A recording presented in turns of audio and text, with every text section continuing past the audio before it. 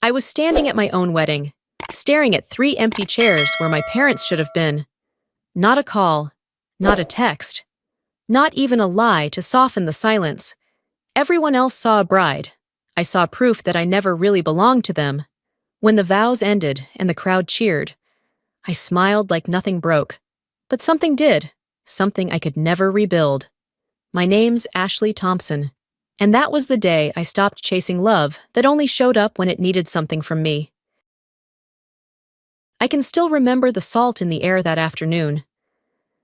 Hilton Head looked like something pulled from a wedding magazine, gold light spilling across the sand, strings humming softly in the wind. Everything was perfect, except for 3 empty chairs in the front row. I stood before the mirror, the satin hugging my waist like it was made for me. Makeup flawless, hair pinned just right, every detail under control, except the one thing that mattered. My phone sat on the vanity, silent, no call, no text. The last message from home read, "We'll try, sweetheart." They never did. Martha peeked in, cheerful and oblivious. "It's time." I nodded, stepped into the sunlight, and 100 people rose to their feet. I felt every stare land on me, a mix of admiration and pity. The 3 empty chairs looked like holes in the day. Someone whispered, "Where's her family?" I smiled, steady, busy, as always. Ethan's hand found mine at the altar, warm, certain. His eyes said what I needed most, "I see you." When we kissed, the crowd clapped. His mother leaned close and murmured, "Welcome to the family, dear." That night, alone in the hotel room, I stared at the dress hanging by the window and whispered to the dark. They didn't forget. They just never cared to remember. 2 years passed. My studio in downtown Charleston gleamed with fresh paint and morning light. The air smelled of ambition and lacquer. My name sat neatly on a list.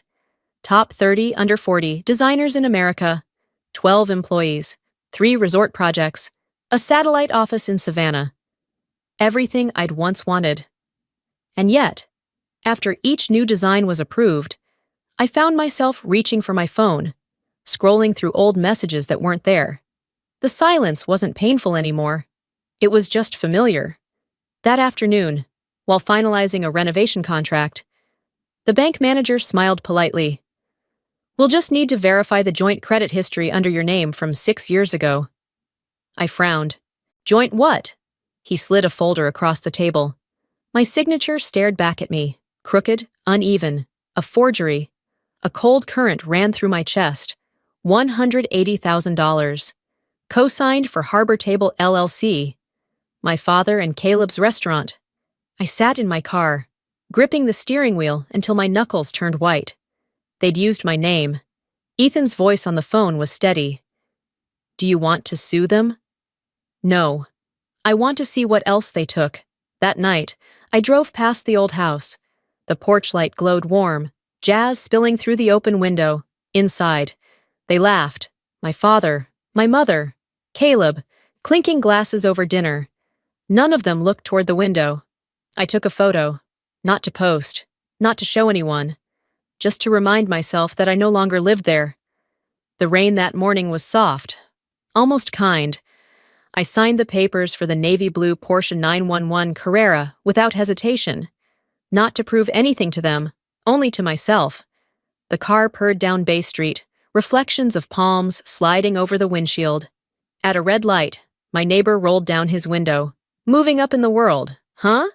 "More like moving on," I said. That evening, I parked in my driveway. The sunset brushed gold across the hood. I lifted my phone and snapped a picture. Caption, built from scratch. No tags, no filters, no location, just proof of existence. 48 hours later, my phone rang. The caller ID read, "Mom, Charleston home." For a few seconds, I just stared at the screen. Then I answered, "Ashley? It's been too long. 5 years too long. We need to talk. There's a family situation." "Family? Since when?" My father's voice cut in from the background. "Tell her it's important. We'll meet at the house, tomorrow."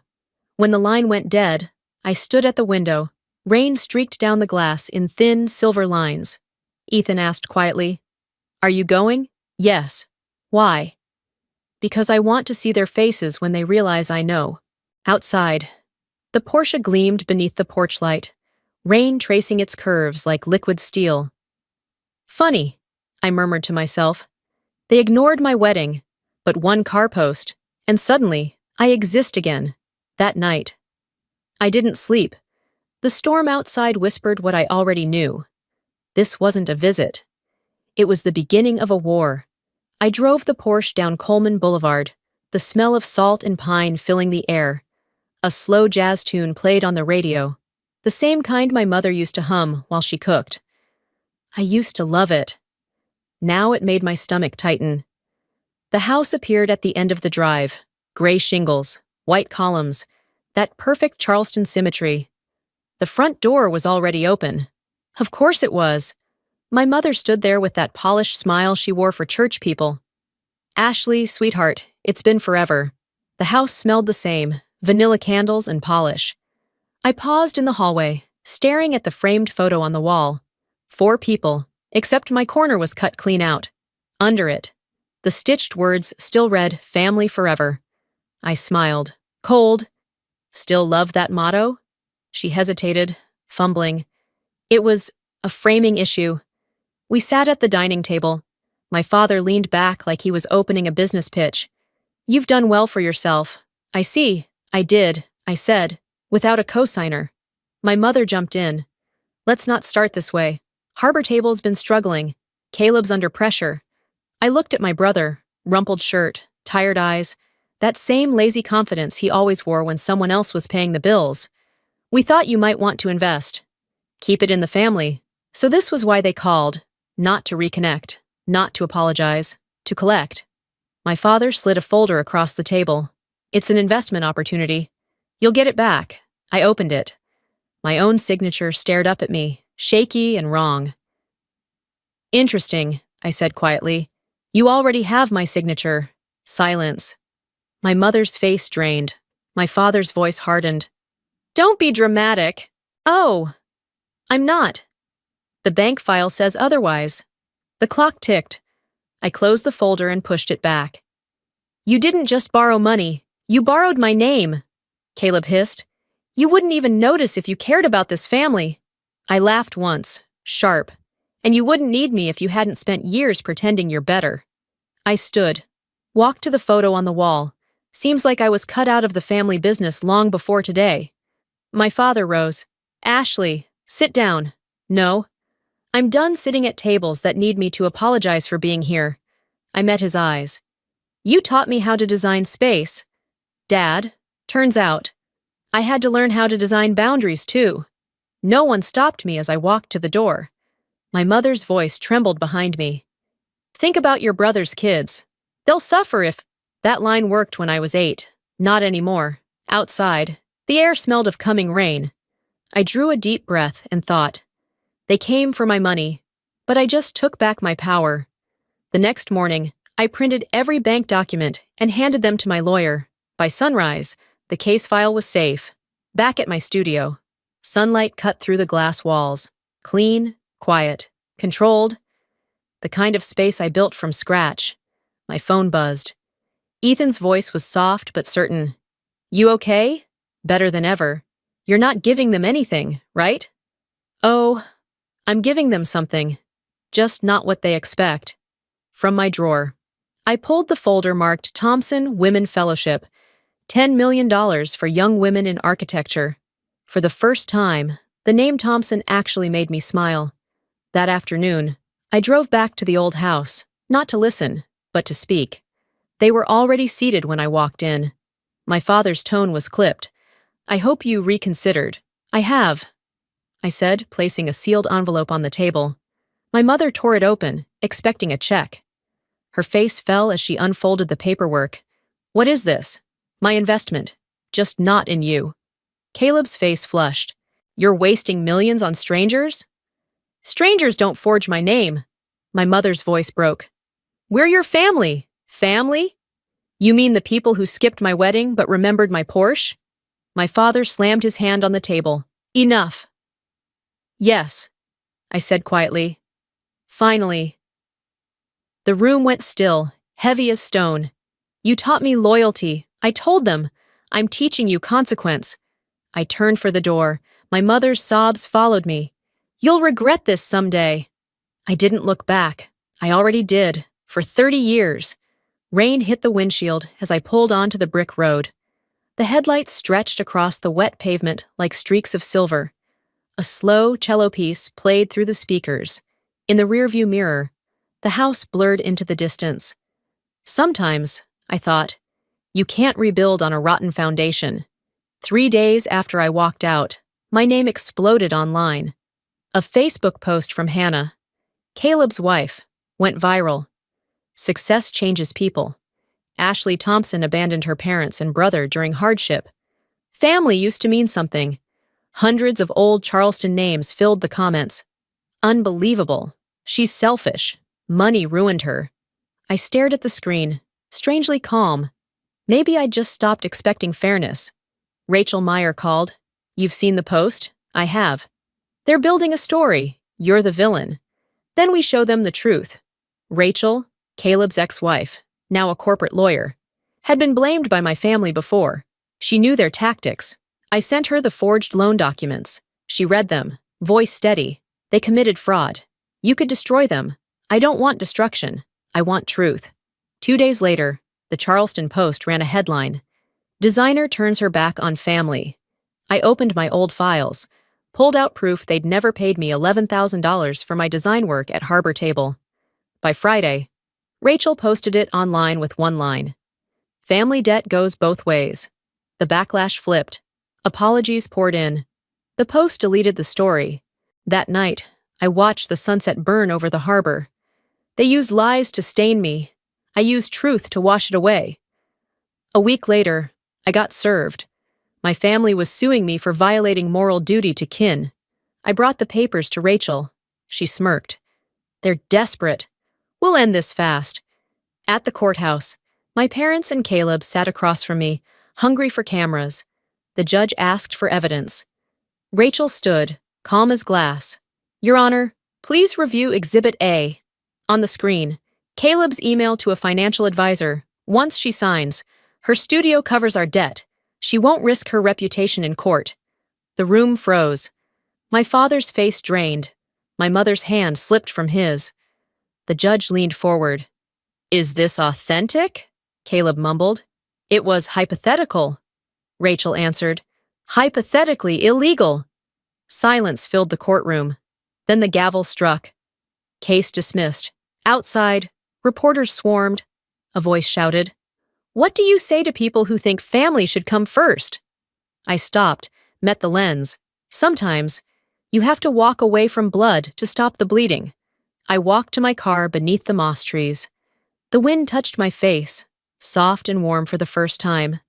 The courtroom gleamed under cold light, the polished wood smelling faintly of varnish and nerves. It reminded me of my father's office.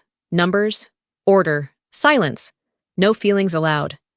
I sat in the center row. Rachel was beside me, Ethan behind, across the aisle. My parents and Caleb waited, faces older, thinner, and still convinced they were right. The judge spoke evenly, his tone as smooth as the bench beneath his hands. Evidence shows the defendant, Ms. Thompson, acted legally and ethically. The claims are dismissed. The gavel cracked against wood, a sound that felt like final release. My mother began to cry. My father pushed himself to stand, ready to protest, but the judge had already turned away. Caleb bowed his head, fists trembling, not from remorse, but humiliation. Outside, flashes erupted like gunfire. Reporters shouted over one another as I stepped into the light. Ashley, do you regret cutting ties with your parents? I stopped, met their eyes, and said evenly, no one regrets leaving a fire once they've stopped burning. The crowd fell silent, cameras clicking. Within hours, that line was everywhere, on TV, online, quoted as if it were scripture. That night, I drove along Sullivan's Island, moonlight sliding over the hood of my Porsche like liquid silver. The ocean beside me breathed steady, calm. They'd taught me silence was weakness. I finally understood. It could also be power. At dawn, an email arrived from the Women in Architecture Alliance. Ms. Thompson, we'd like to honor you for your integrity and philanthropy. I laughed softly to myself, not with triumph, but with peace. Justice, it seemed, didn't shout. It simply stood still, quiet as the sea before sunrise. 3 months later, the Charleston Grand Hall shimmered under soft golden light. Chandeliers swayed above the crowd, catching reflections of crystal and champagne. At the center hung a wide banner, Thompson Women Fellowship Gala, Designing Futures. More than 300 guests filled the room, architects, investors, journalists, students, people who had once doubted me, and people who never had. I stood at the podium, a sheet of craft paper in my hand covered with messy handwriting. I didn't need to read it.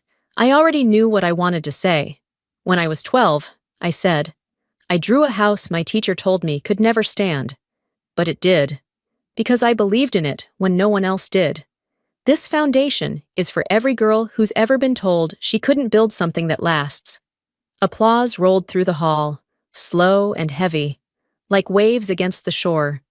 Under the stage lights, I could see their faces, some smiling, some thoughtful, all listening. And then, near the back, 2 familiar silhouettes stood by the door. My parents. They didn't move closer. They weren't invited. Not out of spite, but because I'd stopped centering my life around people who never showed up when it mattered. Beside me, Layla, the first recipient of the fellowship, clutched her scholarship certificate with trembling hands. She was 21, full of ideas and nerves. She leaned toward me and whispered, You're the reason women like me can exist here. I smiled. Then I've already succeeded. She looked at me the way I once looked at the world. Half afraid, half certain. In her, I saw a version of myself that finally got the chance to be seen. When the event ended, reporters swarmed the stage. One asked for a final statement. Legacy isn't what you inherit, I told them. It's what you build when no one claps. The cameras flashed, but in the back of the hall, my parents stood still. My father's eyes dropped to the floor. My mother clutched her purse so tightly, her knuckles whitened. They left before the applause ended. No tears, no apology, just silence. 2 generations divided by a line of light.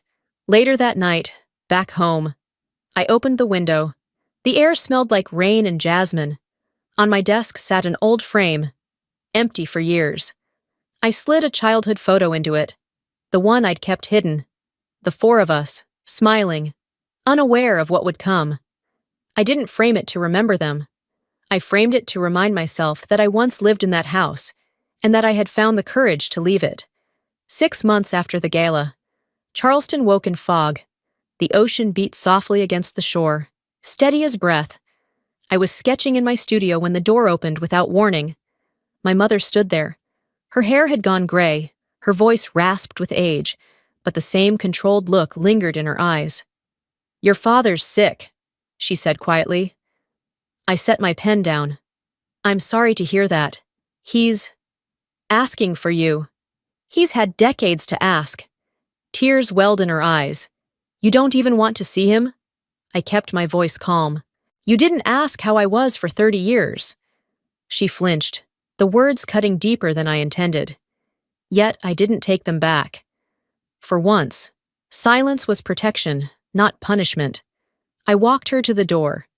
The breeze lifted the white curtain, sunlight slipping through the folds.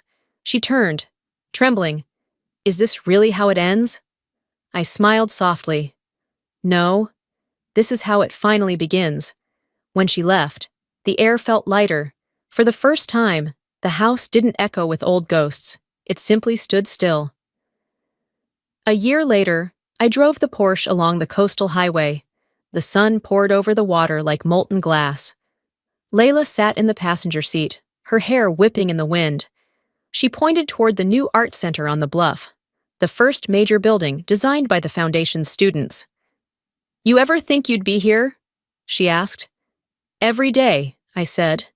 Just never like this. We pulled over near the dunes. Waves hissed against the rocks. The sky so bright it hurt to look at. My phone buzzed inside my bag.